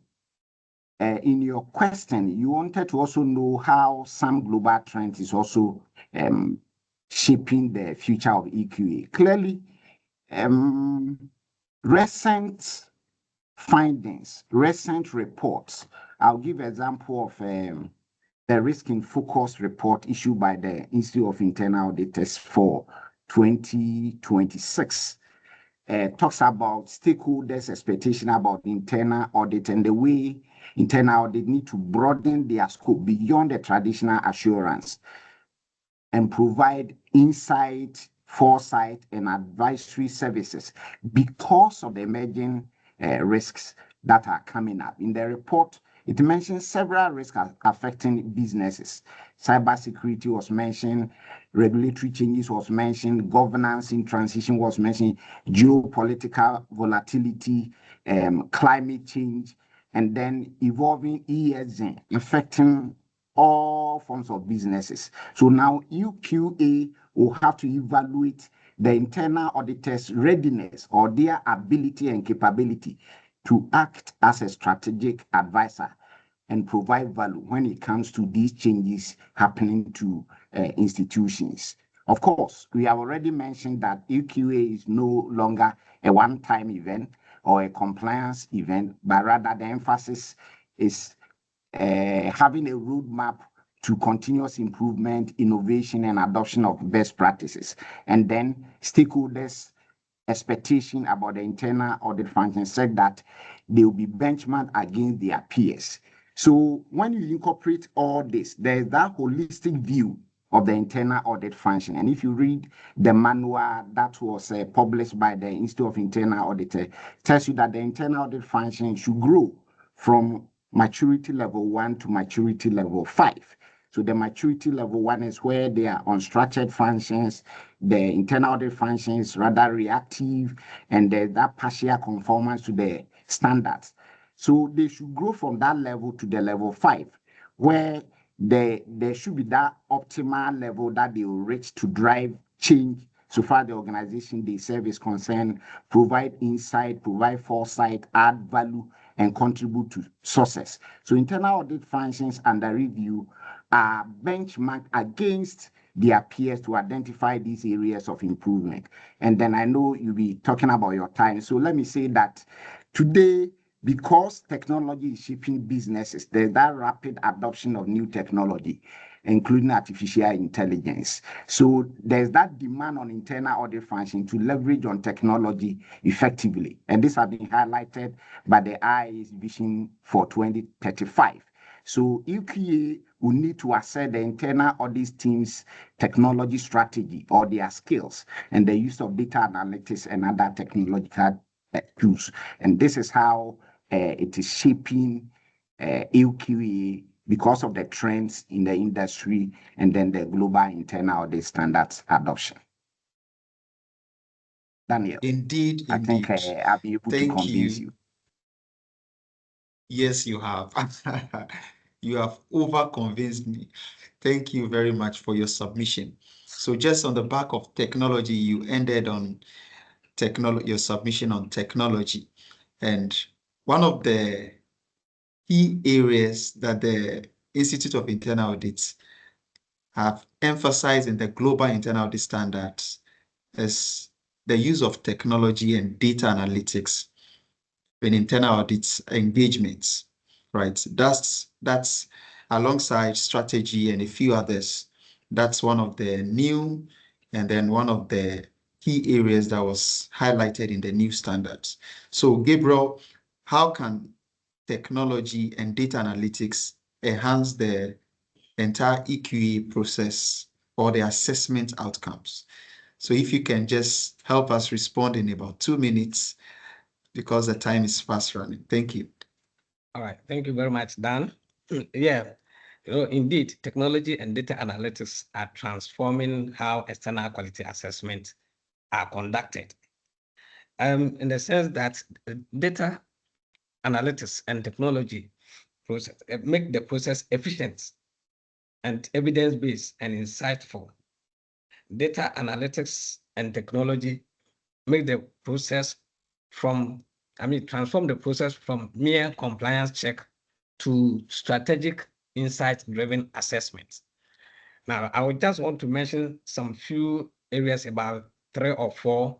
The first area of efficiency and improvement that technology brings is documentation and evidence collection. Audit management system, example, I use ACL Highbond. There are some people also use Teammate. These audit management systems help organize and centralize audit files and plans and then reports. So assessors can easily access the required documents, and this will reduce the manual effort and therefore improve accuracy. Technology also ensures traceability. Now, every audit step and review comment can be traced digitally. So that is one of the things. So documentation and evidence collection, technology and data analysis can help in that direction. Another area of area that technology and data analytics can help is the fact that data analytics allow the assessors to evaluate the audit coverage and issue trends and make risk patterns objectively. Instead of relying just on, for instance, interviews or sample reviews, assessors can easily use matrices to measure audit performance and efficiency. For example, analytics can show how often audits meet timelines, management accepts recommendation, or issues that recur. So that in itself is also a key area. Then when it comes to risk assessments and coverage, technology can map the organization's audit universe against their risk data and the business matrices.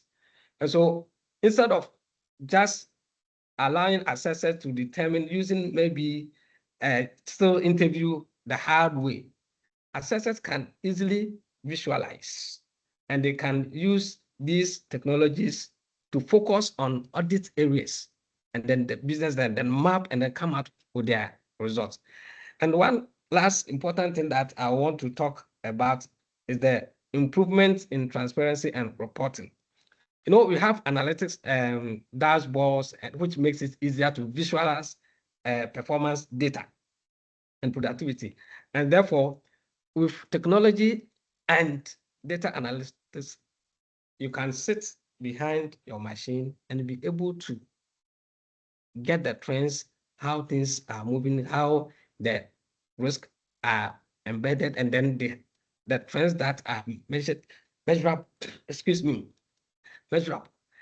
And therefore, if you ask me about how technology and then data analytics have, in fact, the short and long of it is that it makes the whole process efficient and it makes it smooth, that at any point in time, when you need some information, by a click of a button, you'll be able to get all this information and be able to make the necessary analysis that you can make. And let me add to Ebenezer's last point that with this age of AI, that almost everything is being done by AI. Maybe a time will come when AI will put a food in our mouth and feed us. I think it is already there.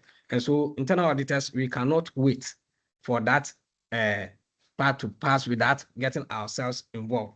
And therefore, with the introduction of AI, it will even help us with our audit plan and be able to do the work efficiently and reduce the number of hours or days that we will spend on an assignment. And so, Daniel, I think I've been able to work within your 2 minutes and say that technology and data analytics in all makes the process very efficient. Thank you. Absolutely, absolutely. Thank you, Gabriel. We cannot on this call overemphasize the importance of an audit management tool. However, it's important for you to select the right tool, not just any tool. Your team needs to be guided to select an appropriate tool for your business. So thank you for those points. Of course, in terms of documentation, in terms of just enhancing the entire audit process. If you have a very good audit management software, it can improve the efficiency of the internal audit team. We have some questions in the chat box. I'll quickly take those. And then if there are other questions, if you have questions, you can please raise your hands or just put them in the chat box. We would read them for the panelists to address. So the first question I'm seeing from Yahaya, I think he asked 2 questions. Do internal auditors have voting rights in management meeting in the public sector? And then the second question is, how will the public sector take advantage of external quality assessment? So I will invite Ebenezer to please provide answers to this question. Daniel, is it because I work with the public sector?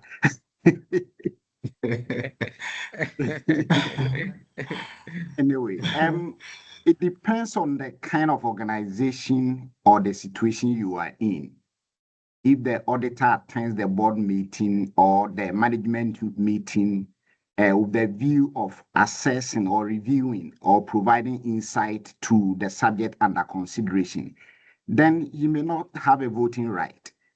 But if it's a committee that has been set to see to the welfare of members of the organization, of course, the auditor has also got staff.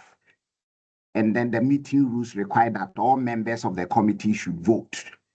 Then the auditor will have to consider whether it will not impair his or her independence so far that is concerned. Audit standard is very clear, is that the auditor should not assume management responsibility.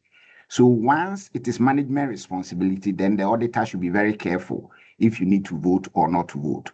If it's a risk management meeting where the auditor will go back and review the risk management processes, functions, or the way things are done, then you are there as an observer, and your role should be clearly be tabled so far as the meeting is concerned. So at the beginning of every meeting, the role of the auditor should be very clear, that you are there to provide insight, you are there to provide foresight, you are there to provide advice.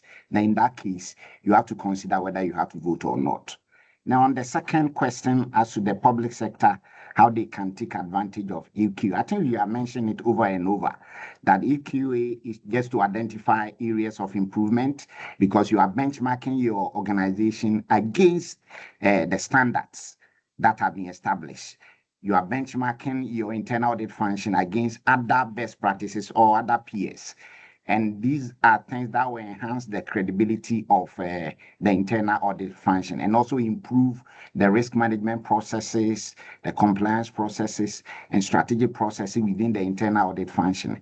So once that is done and the report goes to the board, it gives opportunity for the function to also get some resources or some form of support from the board to proceed. So I will encourage public sector entities to welcome or embrace external quality assessment because it gives credibility to your organization and it will enhance the quality of their work as well. That's how I can respond to the question from my point of view.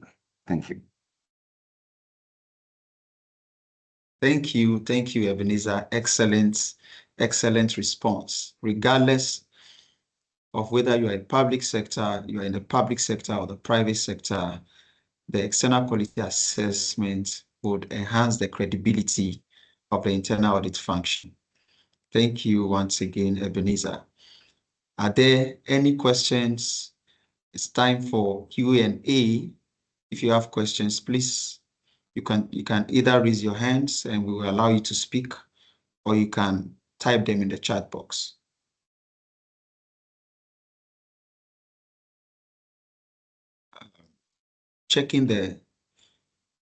I'm checking the chat to see if there are any other questions. Okay, so Elizabeth is saying the Internal Audit Agency has also adopted the Global Internal Audit Standards. So the requirements include those of EQA apply. So she's saying, yes, so the requirement for an external quality assessment also applies to the public sector because they've adopted the public sector as the Internal Audit Agency has adopted the Global Internal Audit Standards. So I think that goes to support what Ebenezer just said. All right, so we have someone has raised his hands. I'll unmute you and you can speak.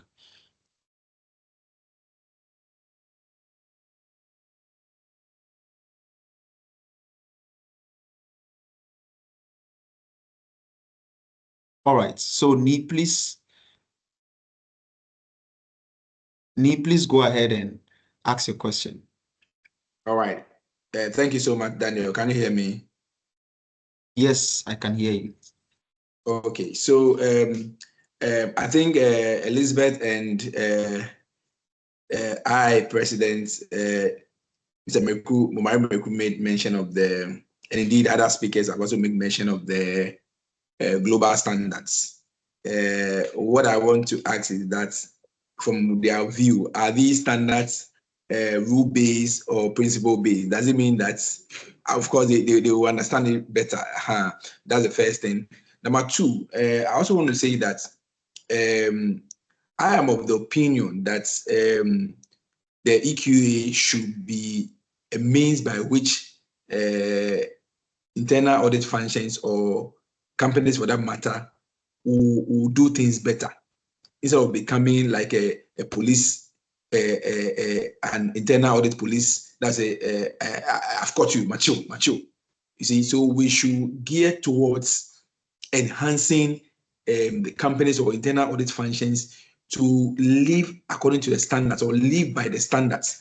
Why am I saying that? So it should be more supporting these functions to adapt these standards and become better organizations or companies instead of becoming a kind of have you seen you have not been compliant? Have you seen you have done this? In other jurisdiction or in other circles, you see these assessments or the EQAs being done, and the approach to the EQA assessment is more of I'll check you. I'll see whether you have been non-compliant, and in a way intimidating rather than encouraging companies or internal audit functions to live up to the standards. I want to believe that this is more proactive. We want to encourage people to know what it takes to set appropriate standards in organizations so that those organizations will thrive and meet strategic objectives rather than being punitive of these things. And for that reason, appropriate, like your speakers have said already, appropriate support systems must be in place to support these organizations, which other than that would not have any means of living by these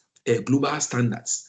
And so in effect, I want to say that we should be more supporting functions of the internal audit to live up to these global standards to help their organizations rather than being like a police to intimidate or rather check where they are faulting in these standards. Thank you very much. Thank you very much, Ni, and thanks for your submission, particularly the second point. Of course, we are not policemen with uniforms, right? But we are there to support the internal audit function, as you rightly said. And then for your first question, that would be, I would call Liz to provide answer to that. So you asked if the internal audits, if the standard are rule-based or they are principle-based. So Elizabeth, over to you. Thank you very much, Daniel. And thank you, Ni, as well, for your question and then your submission. Right, so the standard is principle-based. And even when you look at the structure of it, it gives you the requirements, it gives you suggestions for you to consider when you want to implement the requirement. And then the third aspect, which is the evidence of conformance. So there could be different routes through which you'll be able to achieve the requirement. It's about achieving the intent of the requirement rather than saying that it's a checkbox exercise. So depending on your scenario and your environment, you could be doing option A. Somebody could be doing option B. However, when you look at how you have been able to achieve the requirements, it will still be the same. So it's principle-based rather than rule-based. And the overall objective is for every internal audit function, irrespective of whether it's in-house or it is also being provided by an external quality and external party like KPMG, we are so bound to comply with these principle-based standards. Daniel, thank you. All right, thank you, Ni. Thank you, Elizabeth. And Ni, I hope your question has been Daniel, I answered. beg, one more thing. I think I left one. I left one. I wanted to know, with the KPMGs and the Big Four, they have what it takes to do these reviews for companies in their own interest. But what I want to know is that maybe from the IIA perspective or the Internal Audit Agency, are there regulations? We mentioned the 5-year thing. That is more from the global perspective.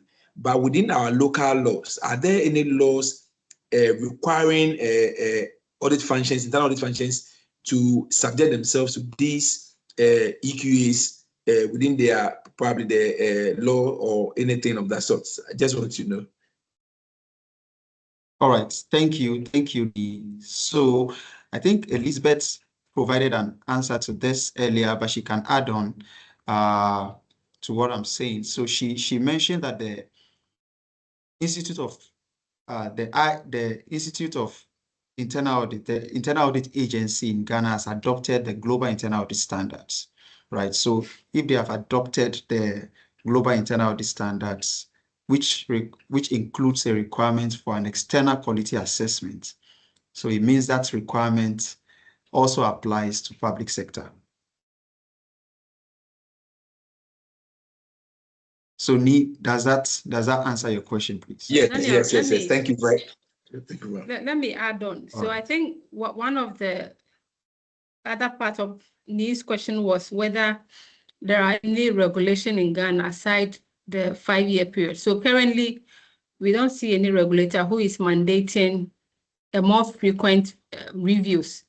So now we will go with the 5-year period. However, if any regulator, let's say BOG or NIC, requires that its members would have to do frequently, then because it's more onerous than what the standard require, the players within that industry or sector are supposed to go by that frequency.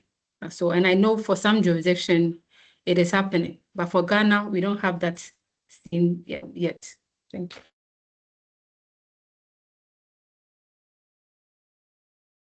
All right, thank you, Elizabeth. All right, our time is okay. Ruaina, you have your hands up. So thank you, Liz. I just wanted to add on to that. So Liz has already mentioned that currently there's no strict, rule around that as to internal auditors performing the external quality assessment every 5 years. But given our line of work, we've seen certain indications from the regulator, Bank of Ghana, as to internal audit functions undergoing this external quality assessment. Now, for our neighboring country, Nigeria, it's required for commercial banks and also insurance companies to undertake this assessment once every year. So once that is already being done and looking at how Ghana and Nigeria share certain regulatory expectations, we are expecting that might also come home soon. So the real question is, as an organization, do you want to wait for it to hit, or we want to be proactive to see to it that we are actually complying by at least the basic, what does the Institute of Internal Auditors require of us as a function, as an internal audit function, to undergo this external quality assessment. So I just wanted to add to that, although there's no written hard facts about it being done, but we've seen certain indications where the regulator is picking exceptions for banks around it. Thank you. All right, thank you, Ruhaina. And thank you everyone for making the time to join today's webinar. I know our time is fast spent, but KPMG is always available to answer any questions you may have. So you are free, please feel free to reach out to any of us if you have any questions, and that would be duly addressed. Before we end the meeting, I want to invite Julius, a partner with Forensic, to give us the closing remarks.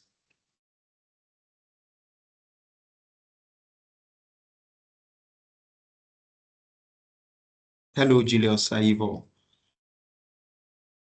Hello, can you hear me? Good afternoon. Let me know if you can hear me, Mr. Aban. Yes, we can hear you now. Okay, all right. So thank you very, very, very much.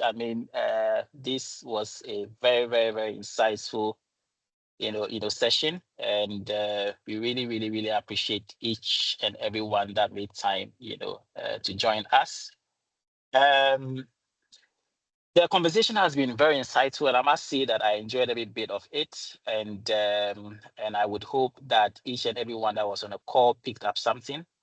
Our discussion, has really, really shown and demonstrated that external quality assessment is not just about, meeting the requirements of the new standards, as was, extensively discussed. But it's also about elevating the internal audit function, and strengthening governance and reinforcing the trust that boards, regulators, management, and other stakeholders place in us. The team, explored what external quality assessment truly means, why it matters more than ever, and then the misconception that often limits its perceived value to organizations, whether small, or large. I also believe that the panel also shed significant light on how external quality assessments, can enhance the effectiveness of audits, and then how they can also uncover conformance gaps and drive meaningful improvements when approached with openness and readiness. I also believe that the team also explored some of the critical role that the audit committee plays the evolving expectations of regulators and how global trends from technology, have played with respect to the new updated internal audit standards and how these are reshaping the future of quality assurance. A key theme today, as I see it, was that the value of external quality assessment lies not in the report itself, but in what we do with the findings. So you can bring someone in to conduct these very important assessments and then identify findings. But the question is, how do you, work around the findings and what do you do with them? So turning recommendations into action and communicating results transparently, as well as embedding the culture of continuous improvement are what define excellence when it comes to internal audit quality. At this juncture, I would like to seize the opportunity once more to thank each and every one of you for your active participation and your commitment to audit excellence. Wish you all a continuous success as you apply these learnings in your organizations. And hopefully we see you once again, as we engage on a continuous basis with our stakeholders within the space. Do have a good afternoon, and then look out for future communication on future webinars on this very important topic. I thank you and do have a great day. Thank you, Julius. Thank you for that closing remark. We would put the survey, a feedback survey in the chat box. Kindly help us to fill it out. And we hope to keep the conversation going with you on the call. Reach out to us anytime if you have questions, if you want to engage further with the team. Thank you once more.